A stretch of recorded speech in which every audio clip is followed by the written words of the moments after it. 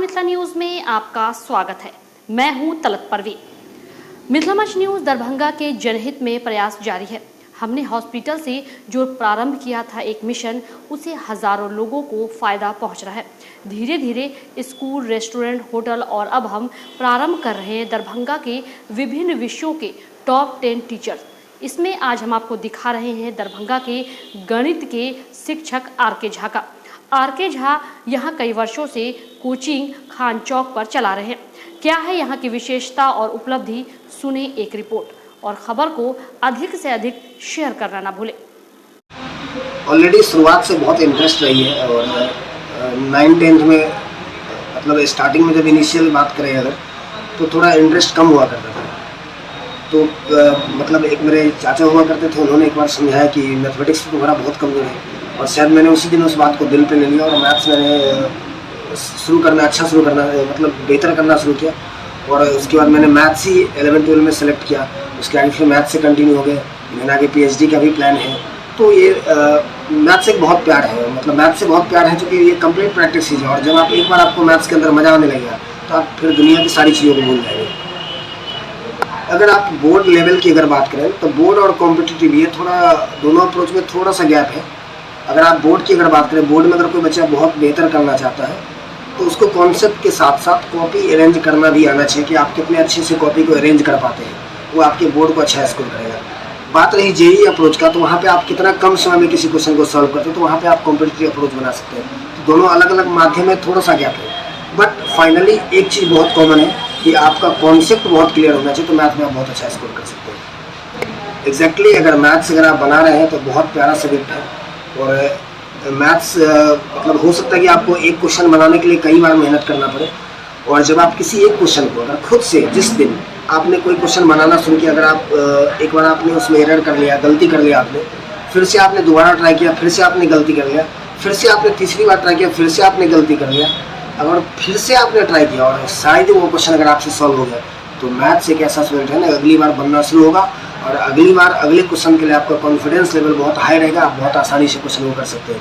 और जब मैथ्स में एक बार आप क्वेश्चन करना शुरू कर देंगे तो फिर रुकने वाली कोई बात नहीं होती है। टेस्ट भी तो बहुत मायने रखता है। टेस्ट अगर बच्चा नहीं देगा तो फिर पता कैसे कर पाएगा कि हम कहाँ पे रुक रहे हैं, हम कहाँ पे ठहर पा रहे हैं। तो टेस्ट बहुत ज़रूरी है। अगर आप कोई भी चैप्टर्स पढ़ रहे हैं, आपने सारी कॉन्सेप्ट को पढ़ लिया, आपने सारे क्वेश्चन को कर लिया, क्या वही आउटपुट आप टेस्ट में निकाल पाते हैं कि नहीं निकाल पाते? इसके लिए टेस्ट होना जरूरी है और हर बच्चे को टेस्ट देना चाहिए।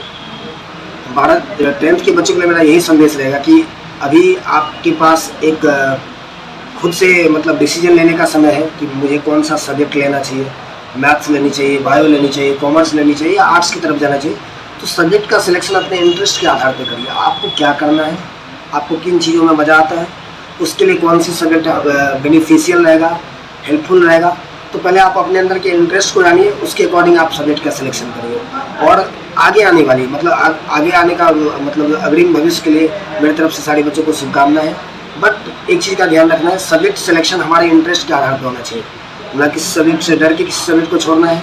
अगर आपको इंजीनियर बनना है, मैथ्स लेनी है। अगर आपको डॉक्टर बननी है, बायो लेना है। आपको ऐसा नहीं कि मैथ्स से डर लगता है तब आपने बायो लिया। आप अपने इंटरेस्ट के आधार पर सब्जेक्ट का सिलेक्शन करें, आगे आप बेहतर करेंगे।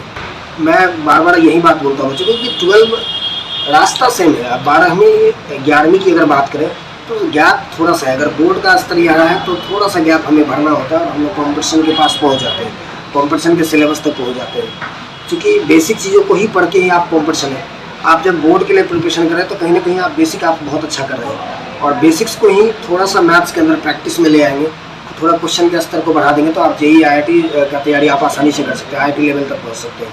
तो बहुत ज़्यादा गैप नहीं है, रास्ता सेम है, एक ही रास्ते में जाना है। तो थोड़ा सा आगे बढ़ जाएंगे तो आप बोर्ड के आगे जेईई तक पहुँच जाएंगे। सिलेबस तो खैर कवर होना ही चाहिए, क्योंकि सिलेबस बहुत मिनिमल। बच्चा अगर देख नहीं पाएगा कि सिलेबस के अंदर क्या है तो फिर वो क्या कर पाएगा।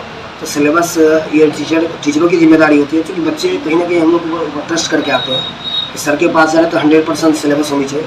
तो ये हमारी जिम्मेदारी है और आप बच्चों से ऑलरेडी क्वेश्चन कर सकते हैं। हम लोग 100% 100% दे करके अपना 100% सिलेबस को इंच बाय इंच कवर करते हैं।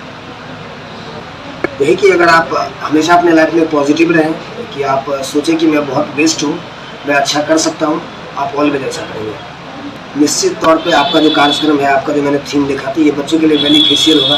बच्चे जान पाएंगे इस इंटरव्यू को देख करके, समझ पाएंगे मुझे क्या करना चाहिए। तो बच्चों के लिए बहुत हेल्पफुल होने वाला है इंटरव्यू, अच्छा कार्यक्रम है। आर के झा अपना खान चौक है मौलागंज में, 10 साल से यहीं स्टूडेंट है, एज मैथमेटिक्स।